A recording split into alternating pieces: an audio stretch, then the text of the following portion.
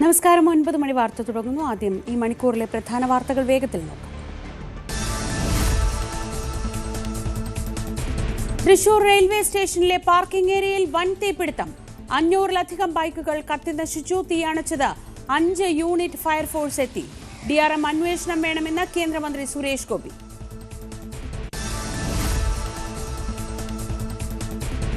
Venezuelan president Nicolas Maduro ന്യൂയോർക്കിൽ. American ലഹരി വിരുദ്ധ സേന ചോദ്യം ചെയ്യും. US കോടതിയിൽ വിചാരണ നേരിടണം. വെനസ്വേല അമേരിക്ക ഭരിക്കുമെന്ന് ട്രംപ്. അപലപിച്ച് റഷ്യയും ക്യൂബയും ഇറാനും. സൗദിയിൽ വാഹനാപകടം. ഒരു കുടുംബത്തിലെ 4 പേർ മരിച്ചു. മരിച്ചത് മലപ്പുറം മഞ്ചേരി സ്വദേശികൾ. 3 പേർക്ക് ഗുരുതര പരിക്ക്.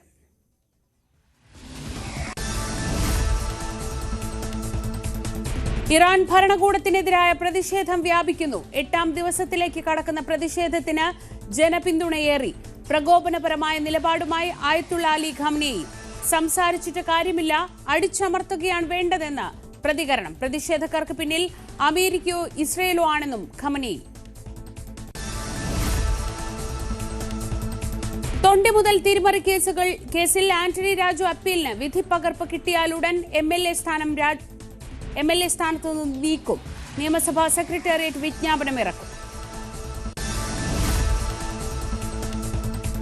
നിയമസഭാ തെരഞ്ഞെടുപ്പ് തന്ത്രങ്ങൾ മെനയാൻ കോൺഗ്രസ്. ലക്ഷ്യ 2026 ക്യാമ്പിന് വയനാട്ടിൽ തുടക്കം. സമരപരിപാടികളും സ്ഥാനാർത്ഥി നിർണയവും ചർച്ചയാകും. ദക്ഷിണേന്ത്യയിൽ ചുവടുറപ്പിക്കാൻ BJP. കേന്ദ്ര ആഭ്യന്തരമന്ത്രി ഇന്ന് തമിഴ്നാട്ടിൽ. നാളെ AIADMKയുമായി ചർച്ച. കേരള സന്ദർശനം 11-ന്.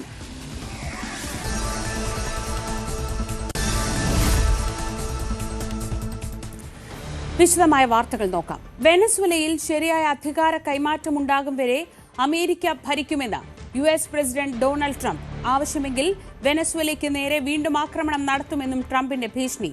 വെനസ്വേലയിലെ എണ്ണ ഇനി മുതൽ US കമ്പനികൾ കൈകാര്യം ചെയ്യുമെന്നും പ്രഖ്യാപനം. ബന്ദിയാക്കിയ പ്രസിഡന്റ് നിക്കോളാസ് മദുറോയെയും ഭാര്യയെയും US-ലെത്തിച്ചു. മദുറോയ്ക്കെതിരെ നാർക്കോട്ടിക് ടെററിസം, ലഹരിക്കടത്തിനുള്ള ഗൂഢാലോചന, മാരകായുധങ്ങൾ കയ്യിൽ വെക്കൽ തുടങ്ങിയ കുറ്റങ്ങൾ ചുമത്തി വിചാരണ തുടങ്ങുകയാണ് അമേരിക്ക. അഭിലാഷ് രാധാകൃഷ്ണൻ ചേരുന്നു വിവരങ്ങളുമായി.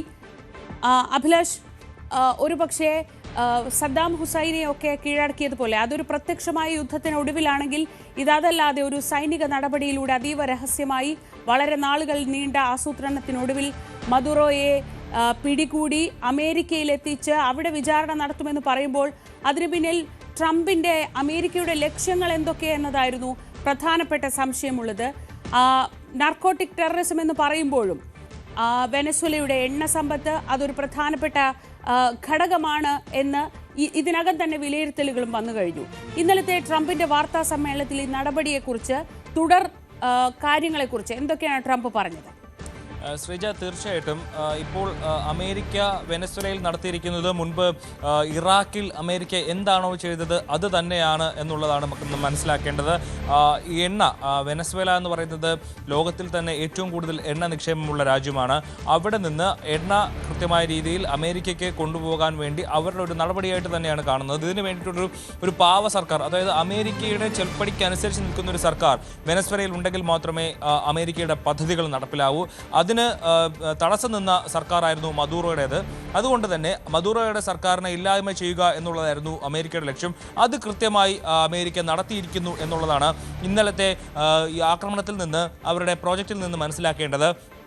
അമേരിക്കയുടെ ഡെൽറ്റ ഫോഴ്സ് നിക്കോളാസ് മദുറോയുടെ അടുത്തെത്തുകയും അവിടുന്ന് തട്ടിക്കൊണ്ടുപോവുകയും ഇപ്പോൾ നിലവിൽ ബ്രൂക്ലിനിലെ ജയിലിലാണെന്നാണ് മനസ്സിലാക്കുന്നത്. അവിടെ വിചാരണ നടപടികൾ ഇന്ന് തന്നെ ആരംഭിച്ചേക്കാം എന്നുള്ളതാണ് നമുക്ക് ലഭിക്കുന്ന വിവരം. അതേസമയം തന്നെ ഇപ്പോൾ ഇവിടെ ഈ നിക്കോളാസ് മദുറോയുടെ പക്ഷത്തു നിന്നുള്ള ആളുകൾ അവിടെ ഡെൽസി റോഡ്രിഗസ് ആ രാജ്യത്തിൻ്റെ ഭരണം ഏറ്റെടുത്തിരിക്കുന്നു എന്നുള്ള കാര്യം കൂടി പുറത്തു വരുന്നുണ്ട്. അവിടുത്തെ സുപ്രീം കോർട്ട് ഡെൽസി റോഡ്രിഗസിന് രാജ്യത്തിൻ്റെ ഭരണം നൽകി കഴിഞ്ഞിരിക്കുന്നു. അതുമായി ബന്ധപ്പെട്ടുള്ള നടപടികളുമായി മുന്നോട്ട് പോകാൻ സുപ്രീം കോടതി രാജ്യത്തിന് അനുമതി നൽകിയിരിക്കുന്നു എന്നുള്ളതാണ് ഏറ്റവും പ്രധാനപ്പെട്ട വിവരം. മാത്രമല്ല അവിടുത്തെ പ്രതിപക്ഷത്തു നിന്നുള്ള നേതാക്കൾ രാജ്യത്ത് നിന്ന് പോയിരുന്ന പ്രതിപക്ഷത്തിന്റെ നേതാക്കൾ മറിയ കൊറീന മച്ചാഡോ അടക്കം ഒരുപക്ഷെ വിയറ്റ്നാമിലേക്ക് തിരിച്ചെത്താനുള്ള ഒരു സാധ്യത കൂടിയുണ്ട്. ഇതുമായി ബന്ധപ്പെട്ട് അമേരിക്കൻ സൈന്യം അവിടെ ഇപ്പോൾ രാജ്യത്ത് തമ്പടിച്ചിട്ടുണ്ടെന്നുള്ള വിവരങ്ങൾ കൂടി പുറത്തു വരുന്ന ഒരു സാഹചര്യമുണ്ട്. അങ്ങനെയെങ്കിൽ ഡൊണാൾഡ് ട്രംപ് പറഞ്ഞതുപോലെ ആ രാജ്യത്ത് കൃത്യമായ രീതിയിൽ ഒരു ശരിയായ രീതിയിൽ അധികാരം ഏറ്റെടുക്കുന്ന ഒരു സർക്കാർ എത്തുന്നതുവരെ അമേരിക്ക ഭരിക്കും എന്നുള്ള വെനസ്വേല അമേരിക്ക ഭരിക്കുമെന്നുള്ള ഒരു കാര്യം കൂടി ഇന്നലെ ഡൊണാൾഡ് ട്രംപ് പറഞ്ഞു. അത് പ്രധാനപ്പെട്ട കാര്യമാണ്. തങ്ങളുടെ ആവശ്യത്തിനനുസരിച്ച് അല്ലെങ്കിൽ തങ്ങളുടെ താല്പര്യത്തിനനുസരിച്ച് പ്രവർത്തിക്കുന്ന ഒരു സർക്കാർ വെനസ്വേലയിൽ അധികാരത്തിലെത്തുന്നതുവരെ അമേരിക്ക വെനസ്വേല ഭരിക്കും എന്നുള്ളതാണ് ഡൊണാൾഡ് ട്രംപിന്റെ ഏറ്റവും പ്രധാനപ്പെട്ട പ്രഖ്യാപനമെന്ന് പറയുന്നത്. കൂടാതെ അമേരിക്കയുടെ ഏറ്റവും പ്രധാനപ്പെട്ട 4 എണ്ണ കമ്പനികൾ വെനസ്വേലയിൽ എത്തുമെന്നും അവിടുത്തെ ക്രൂഡ് ഓയിൽ അത് അമേരിക്ക എടുത്ത് അമേരിക്ക അത് റിഫൈൻ ചെയ്ത് അത് അതിൻ്റെ മറ്റു കാര്യങ്ങൾ അമേരിക്കയിലേക്ക് കൊണ്ടുപോകുമെന്നുള്ള പ്രഖ്യാപനം കൂടി അമേരിക്ക നടത്തിയിരിക്കുന്നു. അതായത് നേരത്തെ മധൂറോ എന്താണോ പറഞ്ഞത്, അതായത് അമേരിക്കയുടെ ലക്ഷ്യം ഈ പറയുന്നത് പോലെ രാസലഹരിയോ അല്ലെങ്കിൽ ലഹരിക്കടത്തോ ഒന്നുമല്ല, മറിച്ച് വെനസ്വേലയിലുള്ള ഓയിലും മിനറൽസും തന്നെയാണ് അവരുടെ ലക്ഷ്യമെന്നുള്ളതാണ് മധൂറോ നേരത്തെ തന്നെ അമേരിക്കയ്ക്കെതിരെ ആരോപിച്ചത്. ആ ആരോപണം 100% ശരിയെന്ന് തെളിയിക്കുന്ന രീതിയിലാണ് ഇപ്പോൾ ഡൊണാൾഡ് ട്രംപിന്റെ പ്രഖ്യാപനങ്ങൾ വന്നിരിക്കുന്നത്. ഇതേ സംബന്ധിച്ച് ഇനിയൊരു ആക്രമണത്തിന് പോലും ഇനി ഏതെങ്കിലും തരത്തിൽ ഡെൽസി റോഡ്രിഗസും സംഘവും അവിടുത്തെ അമേരിക്ക പിന്തുണയ്ക്കുന്ന ആളുകൾക്കെതിരെ ഒരു സൈനിക നീക്കത്തിന് മുതിർന്നാൽ വീണ്ടും ആക്രമണം നടത്താനുള്ള ഒരു സാധ്യത കൂടി ഡൊണാൾഡ് ട്രംപ് അവിടെ പറഞ്ഞു വെക്കുന്നുണ്ട്. അത് എന്തായാലും വരുന്ന ദിവസങ്ങളിൽ അല്ലെങ്കിൽ വരുന്ന മണിക്കൂറുകളിൽ തന്നെ വലിയ രീതിയിലുള്ള സംഘർഷങ്ങൾക്ക് ഒരുപക്ഷെ വെനസ്വേല സാക്ഷ്യം വഹിച്ചേക്കാനുള്ള സാധ്യതയുണ്ട്. ഇതിനൊപ്പം തന്നെ ക്യൂബ, കൊളംബിയ തുടങ്ങിയിട്ടുള്ള ലാറ്റിൻ അമേരിക്കൻ രാജ്യങ്ങളിൽ കൂടി ലക്ഷ്യം വെച്ചുള്ള ചില പ്രസ്താവനകൾ കൂടി ഡൊണാൾഡ് ട്രംപ് നടത്തിയിരിക്കുന്നു. ഇതിനൊപ്പം നമ്മൾ കാണേണ്ടത് ഇറാനിലെ സംഘർഷങ്ങൾ കൂടിയാണ്. ഇറാനിലെ അവിടുത്തെ സാധാരണ ജനങ്ങൾ അവിടുത്തെ ഭരണകൂടത്തിനെതിരെ പ്രക്ഷോഭമായി രംഗത്തെത്തിയിരിക്കുന്നു. ഇതെല്ലാം കൂട്ടി വായിക്കുമ്പോൾ അമേരിക്കയുടെ ഒരു കളിനിലമായി അല്ലെങ്കിൽ ഒരു വിളനിലമായി ലോകത്തെ പല രാജ്യങ്ങളെയും കാണുന്നു എന്നുള്ളതാണ് മനസ്സിലാക്കേണ്ടത്. ഇതിനെതിരെ പ്രതിഷേധവുമായി റഷ്യയും ക്യൂബയും ഒക്കെ രംഗത്തുണ്ടെങ്കിലും ഇറാനും ഒക്കെ രംഗത്തുണ്ടെങ്കിലും അതൊന്നും വലിയ വില പേശുന്നില്ല എന്നുള്ളതാണ് പ്രധാനമായുള്ള കാര്യം. അതായത് അമേരിക്ക എന്ത് വിചാരിക്കുന്നു അത് നടക്കുന്ന തരത്തിലേക്ക് കാര്യങ്ങൾ മുന്നോട്ട് പോവുകയാണ്. ഇപ്പോൾ എന്തായാലും ഈ സംഭവത്തിൽ അർജന്റീന ഭാഗത്തുനിന്ന് ഉണ്ടാവുന്ന ചില പ്രതികരണങ്ങളുണ്ട്. മദൂറോയെ അമേരിക്ക പിടിച്ചുകൊണ്ടുപോയതിൽ ഏറ്റവും സന്തോഷിക്കുന്ന ഒരു രാജ്യങ്ങളിൽ ഒന്നായി അർജന്റീന മാറിയിരിക്കുന്നു എന്നുള്ളത് കൂടി ഈ മണിക്കൂറുകളിൽ ഏറ്റവും പ്രധാനപ്പെട്ട ഒരു കാര്യമാണ്. മദൂറോയ്ക്കെതിരായിട്ടുള്ള നിലപാടാണ് അർജന്റീന സ്വീകരിക്കുന്നത്. അങ്ങനെ ലോകരാജ്യങ്ങൾ പല തട്ടിലായി മാറിയിരിക്കുന്ന ഒരു സംഭവമാണ് ഉണ്ടായത്. അമേരിക്കയെ പിന്തുണയ്ക്കുന്ന ഒരു സംഘവും അമേരിക്കയുടെ നടപടിയെ അപലപിക്കുന്ന ഒരു സംഘവും എന്നുള്ള രീതിയിലേക്ക് കാര്യങ്ങൾ മാറിയിരിക്കുന്നു. എന്തായാലും നിക്കോളാസ് മദൂറോയും ഭാര്യയും അമേരിക്കയുടെ പിടിയിലായെന്നുള്ള സംശയം അത് ഉറപ്പായിരിക്കുന്നു. അടുത്ത ചിത്രങ്ങൾ പുറത്തുവിട്ടിരിക്കുന്നു. ന്യൂയോർക്കിലെത്തിച്ച മദൂറോയെ ബ്രൂക്ലിനിലെ ജയിലിലേക്ക് മാറ്റിയിരിക്കുന്നു എന്നുള്ളതാണ്. അവിടെ ഇന്ന് തന്നെ ചോദ്യം ചെയ്യൽ ആരംഭിക്കും. നാളെ മദൂറോയെ അവിടുത്തെ വിചാരണ കോടതിയിൽ ഹാജരാക്കുമെന്നുള്ളതാണ് മനസ്സിലാകുന്നത്. ഇനി മദൂറോയുടെ ഭാവി എന്താണ് എന്നുള്ളതാണ്. സദ്ദാം ഹുസൈനെ പോലെ തൂക്കിലേറ്റപ്പെടുമോ അതോ അവിടുന്ന് രക്ഷപ്പെടുമോ എന്നുള്ള കാര്യമാണ് ഇനി കണ്ടറിയേണ്ടത്. അഭിലാഷ് രാധാകൃഷ്ണനാണ് വിവരങ്ങൾ നൽകിയത്. ഇപ്പോൾ വിദേശകാര്യ വിദഗ്ധൻ ബ്രിഗേഡിയർ വേണു നായർ നമ്മളോടൊപ്പം തത്സമയം ചേരുന്നുണ്ട്. Good morning Shri Venu Nair. ഇപ്പോൾ അപ്രതീക്ഷിതം ഈ നടപടി അല്ലെങ്കിൽ ഇങ്ങനെയൊരു വാർത്ത അപ്രതീക്ഷിതമെങ്കിലും ഇങ്ങനെയൊരു നടപടി ഉണ്ടാകുമെന്നതിൻ്റെ സൂചനകൾ പല ഭാഗത്തു നിന്ന് വന്നിരുന്നു. പ്രത്യേകിച്ച് കരീബിയൻ കടലിൽ അമേരിക്കൻ വാർഷിപ്സ് കുറച്ചു കാലമായിട്ടുണ്ടായിരുന്നു. പലതവണ ട്രംപിൻ്റെ ഭാഗത്തു നിന്ന് മുന്നറിയിപ്പുണ്ടായിരുന്നു. ഏറ്റവും ഒടുവിൽ ഇറങ്ങിപ്പോയില്ലെങ്കിൽ നടപടി ഉണ്ടാകും, തീക്കളി വേണ്ട, അങ്ങനെ പലതരം മുന്നറിയിപ്പ്. അതിനൊടുവിലാണ് ഇത്രയേറെ ആസൂത്രിതമായി ഒരുപക്ഷെ നമ്മൾ ഒസാമ ബിൻ ലാദനെയൊക്കെ എങ്ങനെയാണോ പിടിക്കാൻ പോയത് അമേരിക്കൻ സൈന്യം, അതിന് സമാനമായ രീതിയിൽ ഒരു രഹസ്യ ഓപ്പറേഷനിലൂടെ ഇപ്പോൾ മദുറോയെ കൊണ്ടുപോയിരിക്കുന്നത്. പക്ഷേ ഒരു റൂൾ ബേസ്ഡ് ഗ്ലോബൽ ഓർഡർ എന്നതിലേക്ക് ട്രംപ് എത്തുമ്പോൾ അത് മറ്റ് രാജ്യങ്ങൾക്കും ഭീഷണിയാവുന്നുണ്ട്, ഇറാനിൽ ഉൾപ്പെടെ. ഇപ്പോഴത്തെ ഈ സംഭവ വികാസങ്ങളെ ഒരു വശത്തു നിന്ന് വെനസ്വേലയ്ക്ക് വേണ്ടി വലിയ ശബ്ദങ്ങൾ ഉയരുമ്പോൾ തന്നെ വെനസ്വേലയ്ക്കകത്ത് അടക്കം മദുറോയ്ക്കെതിരെയുള്ള പ്രക്ഷോഭങ്ങൾ ഒരു വശത്തുണ്ടായിരുന്നല്ലോ. എങ്ങനെയാണ് അങ്ങ് ഇപ്പോഴത്തെ സംഭവ വികാസങ്ങളെ നോക്കിക്കാണുന്നത്? എല്ലാവർക്കും ജയൻ. നമ്മളെല്ലാം പ്രതീക്ഷിച്ചിരുന്ന ഒരു ആക്ഷനാണ് യുണൈറ്റഡ് സ്റ്റേറ്റ്സ് US നിന്നുണ്ടായിരിക്കുന്നത്. പക്ഷേ അത് വെനീസുലയെ കീഴ്പ്പെടുത്തുക, വരുതിയിൽ കൊണ്ടുവരിക എന്നതായിരുന്നു ട്രംപിന്റെ ഉദ്ദേശം. അത് എന്തിനായിരുന്നു എന്നുള്ളത് നമുക്ക് നോക്കാം. ട്രംപിന്റെ 1.0യിലും വെനീസുലയ്ക്ക് കൂടെ ആയിരുന്നില്ല അദ്ദേഹം, മദൂരോയ്ക്കെതിരായിരുന്നു.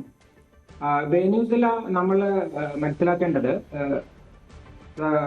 തെക്കേ അമേരിക്കയിലെ ഏറ്റവും വടക്ക് ഭാഗത്തുള്ള ഒരു ചെറിയ രാജ്യമാണ്. ഇത് ഒരു ജനസംഖ്യയിൽ ഒരു 2.8 crore 2.8 കോടി മാത്രമുള്ള ഒരു രാജ്യമാണ്. സൈസിലും പോപ്പുലേഷനിലും ഏതാണ്ട് 43rd and 38 ഒരു ലെവലിൽ വരുന്നതാണ് രാഷ്ട്രത്തില്. പക്ഷെ അവരുടെ ഏറ്റവും വലിയ അസറ്റ്, അവര് ലോകത്തിലെ ഏറ്റവും വലിയ എണ്ണ നിക്ഷേപമുള്ള രാജ്യമാണെന്നുള്ളതായിരുന്നു. ഇപ്പൊ നമ്മളിപ്പോ United States went to Iraq നമ്മൾ പഠിച്ചിട്ടുണ്ടല്ലോ. അവിടെ വെപ്പൺ ഓഫ് മാസ് ഡിസ്ട്രക്ഷൻ ഉണ്ടെന്നും പറഞ്ഞുകൊണ്ടാണ് അമേരിക്ക ഇറാഖിന്റെ അധിനിവേശം നടത്തുന്നത്. അതിന് US-ന്റെ ഒരു അപ്രൂവൽ ഇല്ലായിരുന്നു. അതൊക്കെ പിന്നെയാണ് അവര് യൂറോപ്യൻ രാജ്യങ്ങൾ ചേർന്ന് അങ്ങനെ ഒരു അപ്രൂവൽ ഉണ്ടാക്കി. പക്ഷേ സദാമിനെ കൊന്ന ശേഷവും എല്ലാം അവർക്ക് ഒരു വെപ്പൺ ഓഫ് മാസ് ഡിസ്ട്രക്ഷനോ ഒന്നും അവർക്ക് കണ്ടുപിടിക്കാൻ പറ്റിയില്ല. അവിടെയും ഓയിലിന് വേണ്ടിയിട്ടുള്ള യുദ്ധം തന്നെയായിരുന്നു എന്ന് ഉള്ള നഗ്ന സത്യം എല്ലാവർക്കും മനസ്സിലായി. അതുപോലെ തന്നെ ലോകത്തിലെ ഈ റൂൾ ബേസ്ഡ് ഓർഡറെ പറ്റി മാഡം പറയുന്നുണ്ടായിരുന്നു. അത് സൂപ്പർ പവർ, ഞങ്ങൾക്കത് ബാധകമല്ല എന്ന് അവര് തുടക്കം പോലെ കാണിച്ച് രണ്ടാം ലോക മഹായുദ്ധം കഴിഞ്ഞോട് അത് മുതലുള്ള എല്ലാ കാര്യങ്ങളും അവരുടെ നോക്കുന്നുണ്ട്. CIA ലോകത്തില് എവിടെയെല്ലാം കൈകടത്താൻ പറ്റുമോ അതിന്റെ അപ്പൊ ആദ്യത്തെ കുറെ നാളുകളിൽ ആന്റി കമ്മ്യൂണിസം എന്ന ലെവലിലായിരുന്നു അവർ ചെയ്തുകൊണ്ടിരുന്നത്. റഷ്യക്ക് എതിരെ ചൈനയെ കൂട്ടിപ്പിടിച്ചതെല്ലാം നമുക്കറിയാം. 79 69 കാലഘട്ടങ്ങളിലൊക്കെ അങ്ങനെയാണ് അവർ പാകിസ്ഥാനിൽ വരുന്നത്. അത് ആ കാര്യങ്ങൾ നമുക്കെല്ലാം അറിയാമല്ലോ. വെനീസുലയുടെ കാര്യം എടുക്കുകയാണെങ്കിൽ ഞാനിപ്പോൾ നേരത്തെ പറഞ്ഞ പോലെ ലോകത്തിലെ ഏറ്റവും വലിയ ഓയിൽ ഡെപ്പോസിറ്റ് ഉള്ള ഒരു രാജ്യമായിരുന്നു. പിന്നെ ഇത് ഒരു സ്പാനിഷ് കോളനി ആയിരുന്നു. 1823 അവർക്ക് സ്വാതന്ത്ര്യം കിട്ടുന്നത്. അപ്പോൾ അവരുടെ ഭാഷ സ്പാനിഷ് ആണ്. പിന്നെ ഈ പറഞ്ഞതുപോലെ ക്യൂബ, വെനിസുല, കൊളംബിയ ഇതുപോലുള്ള രാജ്യങ്ങളിൽ പാവപ്പെട്ട ജനങ്ങളാണ്. അതുകൊണ്ട് അവിടെ സോഷ്യലിസ്റ്റ് കമ്മ്യൂണിസത്തിന്റെ ഒരു വലിയൊരു മിക്സ് ആയിട്ടുള്ള ഭരണങ്ങളും ഇല്ലെങ്കിൽ അവരെ ഭരിക്കാൻ പറ്റിയിരുന്ന മിലിറ്ററി ലീഡർഷിപ്പിന് മാത്രമായിരുന്നു. അപ്പൊ അത് കഴിഞ്ഞിട്ട് 1999 നമ്മുടെ മദൂരോയ്ക്ക് മുമ്പുള്ള ചാവേസ് വരുന്നത് പ്രസിഡന്റായി. അദ്ദേഹമാണ് ഈ എണ്ണവില കൊണ്ട് അവരെ രാജ്യ വെൽഫെയറിന് വേണ്ടിയിട്ടുള്ള പല കാര്യങ്ങളും ചെയ്തത്. പക്ഷെ അദ്ദേഹം എക്കോണമി മാനേജ് ചെയ്യാൻ അധികം പറ്റിയില്ല. അങ്ങനെ 2013 മദൂറോ പ്രസിഡന്റ് ആവുന്നത്. അതിനു മുമ്പ് അദ്ദേഹം ചാവേസിന്റെ കൂടെ വൈസ് പ്രസിഡന്റായി. അപ്പൊ ഇവർക്കെല്ലാം ഒരു സോഷ്യലിസ്റ്റ് ലീനിങ് ഉള്ള ആൾക്കാരാണ് ഇവിടുന്ന്. അപ്പോ അവർക്ക് ഇത്ര ഓയിൽ ഡിപ്പോസിറ്റ് ഉണ്ടെങ്കിലും അതിനെല്ലാം ഉപയോഗപ്പെടുത്താൻ അമേരിക്ക സമ്മതിച്ചിരുന്നില്ല. എന്ന് പറഞ്ഞാൽ അമേരിക്കയ്ക്ക് അവരുടെ ഓയിലിനെ കൺട്രോൾ ചെയ്യാൻ പറ്റിയില്ല. അതുകൊണ്ട് ഇവർക്കെതിരായ പല സാങ്ഷനുകളും അവരെ ഏർപ്പെടുത്തിയിരുന്നു. അതുകൊണ്ട് അവരുടെ ഈ പൊട്ടൻഷ്യൽ അനുസരിച്ചുള്ള ഒരു ഓയിൽ ട്രേഡിൽ നിന്നുള്ള ഒരു സാമ്പത്തിക ലാഭം അവർക്ക് ഉണ്ടാക്കാൻ പറ്റിയിരുന്നില്ല. അതിൽ നിന്ന് ഒരു 80% അവരുടെ എക്സ്പോർട്ട് പോയിരുന്നത് ചൈനയ്ക്കാണ്. അതുപോലെ തന്നെ ക്യൂബയ്ക്കും വില കുറഞ്ഞ എണ്ണ കൊടുത്തിരുന്നത് വെനിസുലയാണ്. അപ്പൊ ഇതിന്റെ എല്ലാം ഇവരെ എങ്ങനെ കൺട്രോൾ ചെയ്യാന്നുള്ളതായിരുന്നു ട്രംപിന്റെ ഒരു പ്രോബ്ലം അല്ല, എങ്ങനെ ഒരു പ്ലാൻ ഉണ്ടാക്കണം എന്നുള്ളതായിരുന്നു. അതിനെ കഴിഞ്ഞ കുറെ അദ്ദേഹം 2.0 പ്രസിഡന്റായിട്ട് വരുമ്പോൾ നമ്മൾ കണ്ടതാണല്ലോ. തുടക്കം മുതൽ അദ്ദേഹം പറയുന്നുണ്ട് ഈ വെനിസുലയും അവിടെ നിന്നാണ് ഈ ഡ്രഗ് കാർട്ടൽസ് അമേരിക്കയിലേക്ക് വരുന്നത്. അത് ന്യൂയോർക്കിലൊക്കെ വന്നിട്ട് പിന്നെ എല്ലായിടത്തും ഡിസ്ട്രിബ്യൂട്ട് ആവുകയാണ്. അപ്പോൾ ഞങ്ങളുടെ ജനതയെ, ഞങ്ങളുടെ യൂത്തിനെ വഴി തെറ്റിക്കാനുള്ള കാര്യങ്ങളാണ് ഇവർ ചെയ്യുന്നത് എന്നുള്ള കരുതിയാണ്. അത് പല കാര്യങ്ങളിലും അത് ശരിയാണ്. ഈ US ഞാൻ നേരത്തെ പറഞ്ഞ പോലെ ലോകത്തിലെ പല കാര്യങ്ങളിലും ഇപ്പോൾ 36 രാജ്യങ്ങളിലെ ഭരണമാറ്റത്തിന് അവരുടെ CIA കരുവായിട്ടുണ്ട്. അവർ ഒരുപാട് ലേറ്റസ്റ്റ് നമ്മൾ ബംഗ്ലാദേശിൽ കണ്ടതാണ്, സിറിയയിൽ കണ്ടതാണ് 1 വർഷം മുമ്പ്. അപ്പോൾ അതുപോലെ ഇവിടെ ഭരണം മാറ്റത്തിലുള്ള കാര്യങ്ങളാണ് അവർ ചെയ്തത്. ഇത് ഈ മിലിറ്ററി ഓപ്പറേഷനെ ഞാനൊരു മിലിറ്ററി മാൻ എന്ന നിലയിൽ വളരെ അഭിനന്ദിക്കുകയാണ്. അപ്പോൾ ഈ നടന്ന കാര്യം കഴിഞ്ഞപ്പോൾ 24 മണിക്കൂറായല്ലോ. അവിടെ 2 മണി മിഡ് നൈറ്റ് കഴിഞ്ഞ് 2 മണിക്കൊക്കെയാണ് അവരുടെ ആ ഒരു ചെറിയ സർജിക്കൽ സ്ട്രൈക്ക് പോലെ തന്നെയാണ് അവർ ചെയ്തത്. അവരുടെ ഇതിൽ ഉൾപ്പെട്ട സംഘം ഡെൽറ്റ ഫോഴ്സ് എന്ന് പറയുന്ന അവരുടെ സ്പെഷ്യൽ ഫോഴ്സസ് ആണ്. ഇവർ തന്നെയാണ് പാകിസ്ഥാനിലെ ഒസാമ ബിൻ ലാഡനെതിരായിട്ട് അദ്ദേഹത്തെ പിടിച്ചുകൊണ്ടുപോയി വധിച്ചത്. ഈ ഡെൽറ്റ ഫോഴ്സിന്റെ ഒരു സെക്ഷൻ തന്നെയായിരുന്നു. ഇവരുടെ മിലിറ്ററി മാൻ ഞാൻ പറഞ്ഞ പോലെ ഒരു സർജിക്കൽ സ്ട്രൈക്ക് തന്നെയാണ് ഇവർ നടത്തിയത്. അവരുടെ പാലസിന് എതിരെ പോയിട്ടുണ്ട്. അവിടെയാണ് മെയിൻ ഉറങ്ങിക്കിടന്നിരുന്ന മധുരയെയും ഭാര്യയെയുമാണ് പിടിച്ചുകൊണ്ട് പോയിരിക്കുന്നത്. അവിടുന്ന് ഒരു റൈഫിൾ ഷോട്ട് പോലും ഉണ്ടായിട്ടില്ലെന്നാണ് ഞാൻ മനസ്സിലാക്കുന്നത്. അപ്പോൾ അവരുടെ ഏജന്റുകള് കരാക്കസിലെ എല്ലാവിധ സ്വാധീനങ്ങളും ഉപയോഗിച്ച് ബാക്കിയെല്ലാം യൂട്ടിലൈസ് ആക്കി മധുരയെ കൊണ്ടുപോയി, വൈഫിനെ കൊണ്ടുപോയി.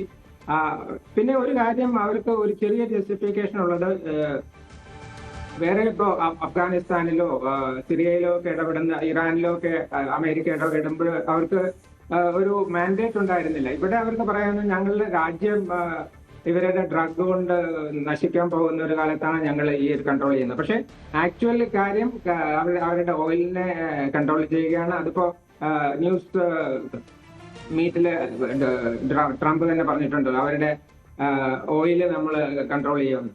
അപ്പോൾ ഇത് ഒരു റൂൾ ബേസ്ഡ് ആക്ഷനെ അല്ല. പക്ഷേ ഇവർ ഇതിനെതിരായിട്ട് അവിടെ പോയി ഈ ശബ്ദം ഒച്ചയെടുക്കാമെന്നല്ലാതെ ചൈന ആകട്ടെ, റഷ്യ ആകട്ടെ, ഈ പറയും പോലെ അവിടെയുള്ള ചില രാജ്യങ്ങളാകട്ടെ, തെക്കേ അമേരിക്കയിലുള്ള അലൊന്നും കൊണ്ടൊന്നും അമേരിക്ക ബാധിക്കുകയില്ല.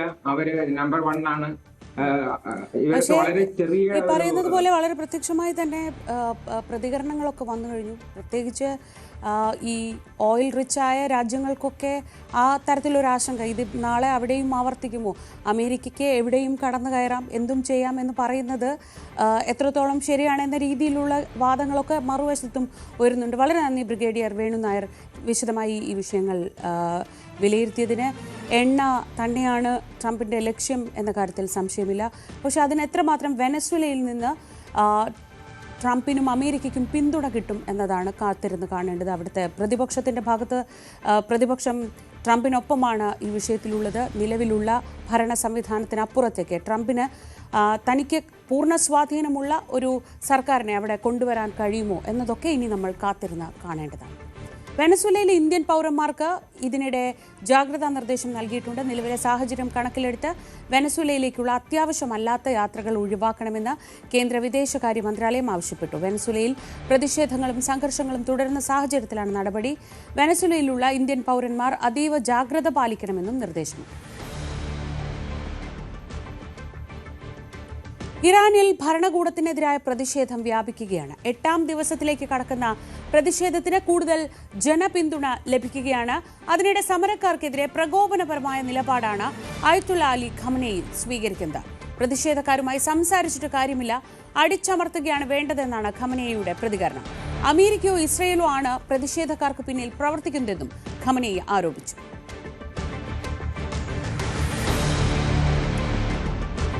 മദീനയ്ക്ക് സമീപമുണ്ടായ വാഹനാപകടത്തിൽ മലയാളി കുടുംബത്തിലെ 4 പേർ മരിച്ചു. മലപ്പുറം മഞ്ചേരി വെള്ളില സ്വദേശി നടുവത്ത് കളത്തിൽ അബ്ദുൾ ജലീൽ, ഭാര്യ തസ്ന, മകൻ ആദിൽ, ജലീലിന്റെ മാതാവ് മൈമൂനത്ത് എന്നിവരാണ് മരിച്ചത്. 7 പേർ സഞ്ചരിച്ച കാർ ലോറിയുമായി കൂട്ടിയിടിച്ചായിരുന്നു അപകടം. ജലീലിന്റെ മക്കളായ നൂറ, ഐഷ, ഫാത്തിമ എന്നിവരെ പരിക്കുകളോടെ മദീനയിലെ ആശുപത്രിയിൽ പ്രവേശിപ്പിച്ചു. തൃശൂർ റെയിൽവേ സ്റ്റേഷനിലെ ബൈക്ക് പാർക്കിംഗിൽ വൻ തീപിടുത്തം. 500-ലധികം ബൈക്കുകൾ കത്തിനശിച്ചു. 2ാം പ്ലാറ്റ്ഫോമിനോട് ചേർന്നുള്ള പാർക്കിംഗിലാണ് തീ പടർന്നു പിടിച്ചത്. 5 യൂണിറ്റ് ഫയർഫോഴ്സ് എത്തിയാണ് തീ അണച്ചത്. പാർക്കിംഗ് കേന്ദ്രത്തിൽ ടിക്കറ്റ് നൽകാൻ ഉണ്ടായിരുന്ന 2 സ്ത്രീകൾ ഓടി രക്ഷപ്പെട്ടു. സംഭവം അതീവ ഗൗരവത്തോടെ കാണണമെന്നും DRM അന്വേഷണം നടത്തണമെന്നും കേന്ദ്രമന്ത്രി സുരേഷ് ഗോപി ആവശ്യപ്പെട്ടു.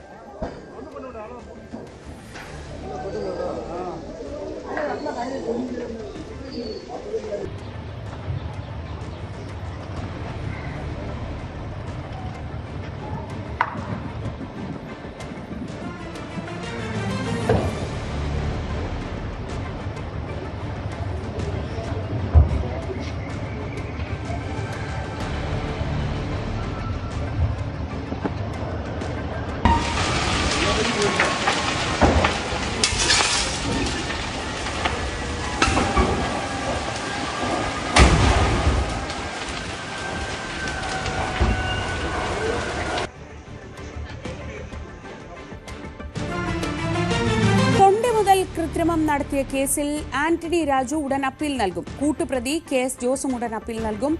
അപ്പീൽ നൽകാൻ 1 മാസത്തെ സമയം അനുവദിച്ചുകൊണ്ടാണ് കോടതി ജാമ്യം നൽകിയത്. അപ്പീലിലൂടെ അനുകൂല വിധി നേടിയില്ലെങ്കിൽ വരുന്ന നിയമസഭാ തെരഞ്ഞെടുപ്പിൽ ഉൾപ്പെടെ 6 വർഷത്തേക്ക് ആന്റണി രാജുവിന് മത്സരിക്കാനാവില്ല.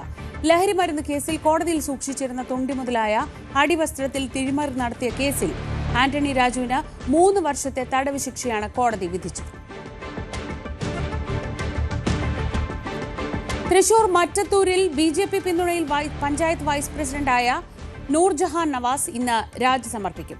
വിമതയായി മത്സരിച്ച ടെസി മാത്യുവിന്റെ പ്രസിഡന്റ് സ്ഥാനം രാജിവെക്കാൻ കഴിയില്ല എന്നായിരുന്നു വിമതപക്ഷത്തിന്റെ പ്രധാന ഡിമാൻഡ്.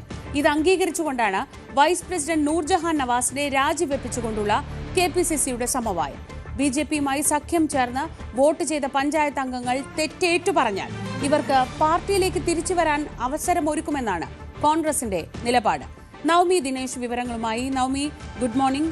മറ്റത്തൂർ വലിയ രീതിയിൽ കോൺഗ്രസിന് നാണക്കേട് ഉണ്ടാക്കുന്നുണ്ട്. CPM ഒക്കെ വലിയ ആരോപണങ്ങളാണ് കോൺഗ്രസിനെതിരെ ഉന്നയിക്കുന്നത്. ആ സാഹചര്യത്തിലാണ് KPCC ഒരു ദൗത്യമായി തന്നെ റോജി M. ജോണിന്റെ നേതൃത്വത്തിലുള്ള സംഘത്തിനെ ഇക്കാര്യം ഏൽപ്പിച്ചിട്ടുള്ളത്.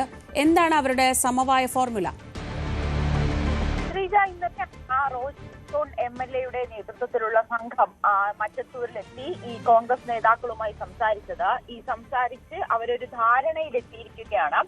അത് പ്രകാരം വൈസ് പ്രസിഡന്റ് ഇന്ന് തന്നെ രാജിവെക്കും. അങ്ങനെ BJPയുമായിട്ടുള്ള ഒരു സഖ്യം വേണ്ട എന്ന ഉറച്ച നിലപാടിൽ തന്നെയാണ് കോൺഗ്രസ്.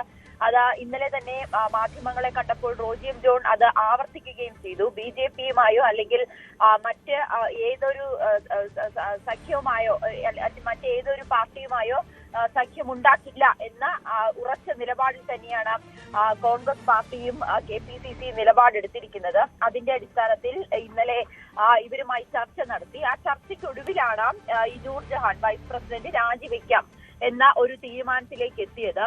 ഈ ടെസി മാത്യു പ്രസിഡന്റ് സ്ഥാനത്തുള്ള ടെസി മാത്യു വിമത സ്ഥാനാർത്ഥിയായതിനാൽ വിമതയായി മത്സരിച്ചതിനാൽ അവർക്ക് രാജിവെക്കാൻ കഴിയില്ല. പക്ഷേ 6 മാസത്തിന് ശേഷം ഈ LDF അവിശ്വാസ പ്രമേയം കൊണ്ടുവന്നാൽ അപ്പോൾ എന്തായിരിക്കും നിലപാടെന്ന് അപ്പോൾ അറിയിക്കാം എന്നുകൂടി റോജി M. ജോൺ പറയുകയും ചെയ്തിട്ടുണ്ട്. എന്തായാലും പുറത്താക്കിയ 8 കോൺഗ്രസ് നേതാക്കളാണ് ഈ രാജിവെച്ചത്. ഇവരെ തിരിച്ചെടുക്കുന്നതടക്കം തീരുമാനിക്കും. അതിനു മുൻപ് ഇവർ അവരുടെ തെറ്റ് ഏറ്റുപറഞ്ഞ് തിരികെ വന്നു കഴിഞ്ഞാൽ വേണ്ട നടപടികൾ സ്വീകരിച്ച് പാർട്ടിയിലേക്ക് എടുക്കും എന്ന നിലപാടിൽ തന്നെയാണ് KPCCയും എത്തി നിൽക്കുന്നത്. എന്തായാലും ഇപ്പോൾ റോജി M. ജോണിന്റെ നിർദ്ദേശത്തെ തുടർന്ന് തന്നെയാണ് ഇത്തരത്തിലൊരു തീരുമാനത്തിലെത്തുകയും സമവായത്തിലാകുകയും ചെയ്തിരിക്കുന്നത്.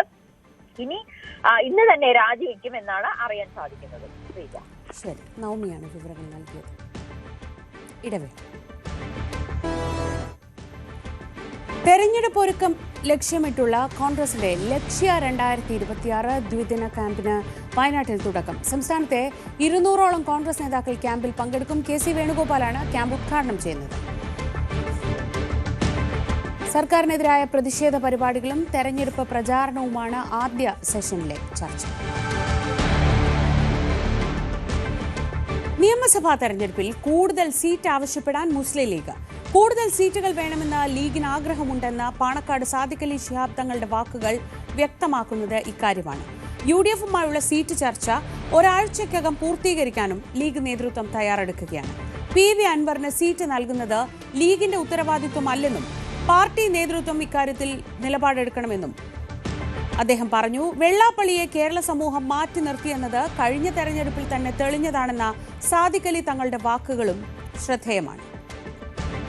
രാഷ്ട്രീയ പാർട്ടി എന്നുള്ളവർക്ക് അത് തന്നെ ആയിരിക്കുമല്ലോ. ഏത് പാർട്ടിയും കൂടുതൽ സീറ്റിന് മത്സരിക്കണം, ജയിച്ച സീറ്റ് ഉണ്ടാവും, പിന്നെ വേറെയും സീറ്റുകൾ മത്സരിക്കണം എന്നൊക്കെ ആയിരിക്കും ആക്കണം. ലീഗിനെ സംബന്ധിച്ചിടത്തോളം അത്തരം ആഗ്രഹങ്ങളൊക്കെ ഉണ്ടല്ലോ. അതൊക്കെ ഞങ്ങൾ ചർച്ചകളിൽ അത് ഉന്നയിക്കുന്നതാണ്. ആദ്യമായിട്ട് UDFുമായിട്ടുള്ള ചർച്ചകൾ പൂർത്തീകരിക്കേണ്ടതുണ്ട്. ആ UDFുമായുള്ള ചർച്ച ഇപ്പോൾ ഏതാണ്ട് ഒരാഴ്ചക്കകം അത് പൂർത്തീകരിക്കും. പിന്നെ ലീഗ് പിന്നെ ഞങ്ങൾ പാർലമെൻ്ററി ബോർഡ് കൂടിയിട്ട് സ്ഥാനാർത്ഥി നിർണ്ണയമൊക്കെ നടത്തും. നിയമസഭാ തെരഞ്ഞെടുപ്പ് മുന്നിൽ കണ്ടുള്ള തന്ത്രങ്ങൾക്ക് നേതൃത്വം നൽകാൻ കേന്ദ്ര ആഭ്യന്തരമന്ത്രി അമിത്ഷാ ഇന്ന് തമിഴ്നാട്ടിൽ.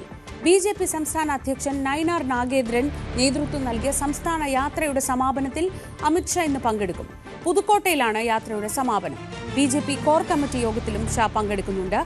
എടപ്പാടി പളനിസ്വാമിയുമായി നാളെ ചർച്ചയും നടത്തും. ശബരിമലയിൽ ഇന്നലെ ദർശനം നടത്തിയത് 1,857 തീർത്ഥാടകർ. ഇന്ന് രാവിലെ തിരക്ക് നിയന്ത്രണ വിധേയമാണ്. പമ്പ മുതൽ സന്നിധാനം വരെ എവിടെയും കാര്യമായ നിയന്ത്രണങ്ങൾ ഒന്നുമില്ല. ശബരിമലയിൽ തിരക്ക് നിയന്ത്രണ വിധേയമാണ്. ഇന്ന് രാവിലെ മുതൽ പമ്പയിൽ നിന്നും സന്നിധാനം വരേക്കും വലിയ ബുദ്ധിമുട്ടുകളൊന്നുമില്ലാതെ തീർത്ഥാടകർക്ക് എത്താൻ കഴിയുന്ന ഒരു സാഹചര്യമാണുള്ളത്.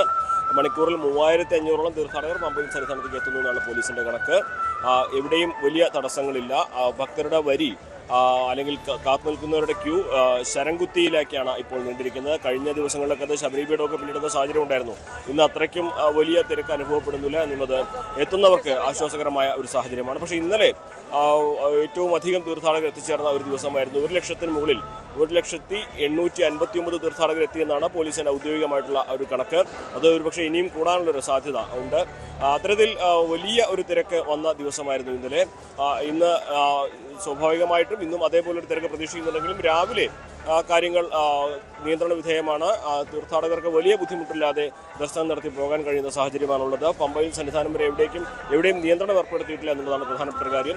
ഈ തിരക്ക് കൂടുന്നതിൻ്റെ രാവിലെ തിരക്ക് കൂടുന്നതിൻ്റെ പ്രധാനപ്പെട്ട കാര്യം നട അടച്ചതിന് ശേഷം തീർത്ഥാടകർ സന്നിധാനത്തേക്ക് എത്താൻ മടി കാണിക്കുന്നു, അല്ലെങ്കിൽ മഴയിൽ കാത്തു നിൽക്കുന്നു എന്നുള്ളതാണ് പോലീസിൻ്റെ ഒരു നിരീക്ഷണം. അതായത് സാധാരണ 18-ാം പടി കയറ്റിവിടും, രാത്രി മുഴുവൻ കയറ്റിവിടും. എന്നാൽ നട അടച്ചതിന് ശേഷം തീർത്ഥാടകർ ഈ രാത്രി ഇവിടെ എത്തി 18-ാം പടി കയറാൻ താല്പര്യം കാണിക്കുന്നില്ല.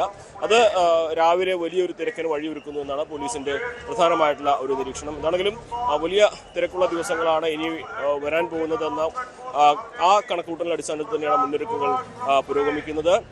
ഇന്നത്തെ സമാനമായിട്ടില്ലെങ്കിലും ഇന്നും നല്ല തിരക്ക് തന്നെ പ്രതീക്ഷിക്കുന്നുണ്ട്. പക്ഷേ സാഹചര്യങ്ങൾ ഇന്ന് കൂടുതൽ നിയന്ത്രണ വിധേയമാണ്. തീർത്ഥാടകർക്ക് വലിയ ബുദ്ധിമുട്ടില്ലാതെ രാവിലെ പമ്പയിൽ നിന്ന് സന്നിധാനം വരെ എത്തി ദർശനം നടത്തി മടങ്ങിപ്പോകാൻ കഴിയുന്ന സാഹചര്യമാണ് ഇപ്പോഴുള്ളത്. സന്നിധാനത്ത് നിന്നും CV അനുമോദ്, ന്യൂസ് 18. 9 മണി വാർത്ത പൂർണ്ണമാവുകയാണ്. നമസ്കാരം.